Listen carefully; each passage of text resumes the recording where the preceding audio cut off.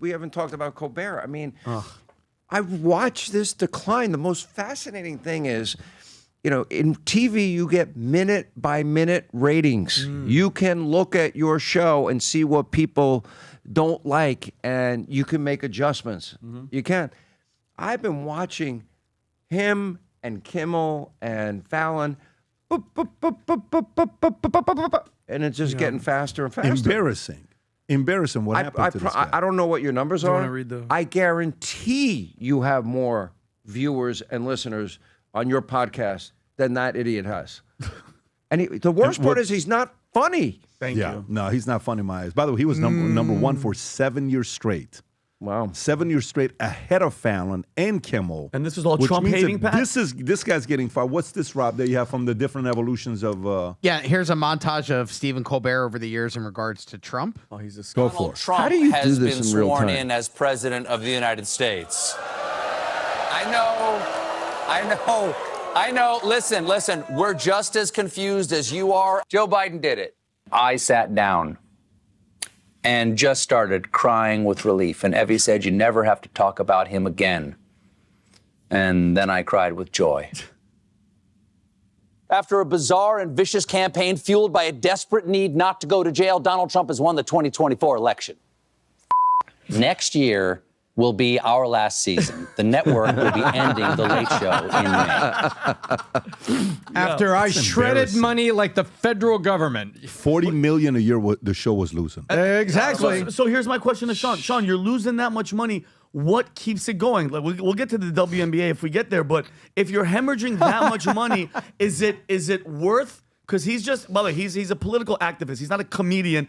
Have you ever heard of somebody go, let's go watch Stephen Colbert do stand-up? Never. He's not funny. Well, you just said it, but before that, never. He just works for them. stand-up. Well, yeah, exactly. I do stand-up comedy. I've never seen this guy. That to me is 15 writers writing your freaking monologue. You're reading it off a freaking teleprompter. He's not funny at all, but is it worth losing $40 million to donors to just have you go up there and just bash Trump? No. I mean, That's what I'm saying. And it took this long. It took this long for them to say, okay, enough is enough. By the we way, can't lose another $40 million. Here's my prediction. Kimmel's next and Fallon after. They already got cut back to 4 days a week. Look, I completely understand that I have an obligation to my radio stations and to my audience and to Fox. I've got to deliver.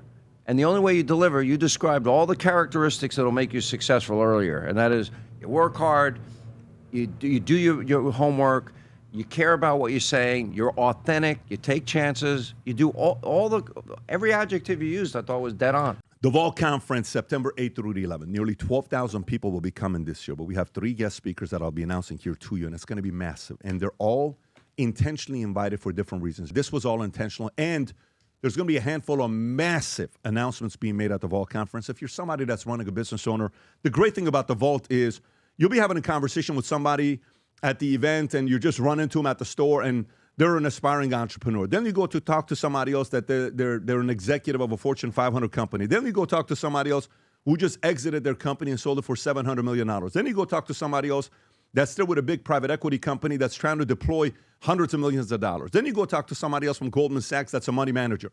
The types of people, then you go talk to somebody else that's a podcaster, YouTuber, that you recognize their faces.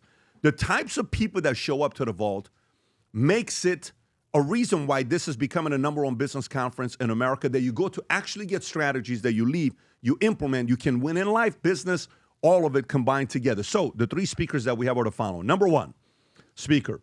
For me, you guys know I'm a big fan of the movie Air, and you guys know I'm a big fan of anybody that's a strong negotiator that's done some of the biggest deals ever. We were able to get David Falk, Michael Jordan's agent, manager, who signed the Nike deal, who, by the way, in 1982, he was the first person to sign a multi-million-dollar deal for James Worthy. He was the first agent to sign a $100 million deal with Alonzo Mourning. Michael Jordan gives him so much credit. I can't wait to sit down and talk to him. He was one of the most entertaining characters in the movie Air, story of Michael Jordan. Number 2 speaker that we'll have at the Vault Conference is the OG content creator, brand person, influencer, who became a billionaire in 1999, who understood what it looked like to be in front of a camera. Martha Stewart will be at the Vault Conference. What? So Martha Stewart will be at the Vault Conference. We're excited about that. She had one of the best documentaries that everybody talks about, and I'll be sitting down with her, interviewing her at the Vault Conference. A lot of you fellas that want to bring your wives down, just let them know Martha Stewart's going to be there. They're going to want to come and hear and see what she has to say. And last but not least, the keynote speaker at the Vault Conference that won't be speaking for 30 minutes, not 45 minutes, not an hour, not an hour and 15 minutes.